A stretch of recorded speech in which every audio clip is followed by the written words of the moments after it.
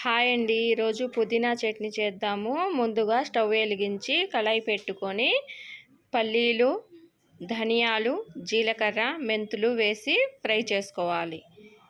Fry అయిన తర్వాత అవి తీసి పక్కన పెట్టిన తర్వాత అదే కళాయిలో 2 స్పూన్ల ఆయిల్ వేసి ఆయిల్ హీట్ అయిన తర్వాత మనం కట్ చేసి పెట్టుకున్న పచ్చిమిర్చి వేసి కొంచెం ఫ్రై అవ్వాలి.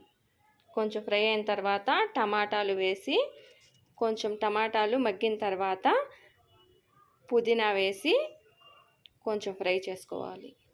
తర్వాత ఇందులో కొంచెం చింతపండు వేసి కొంచెం మగ్గిన తర్వాత తీసి మిక్సీ జార్లో వేసుకొని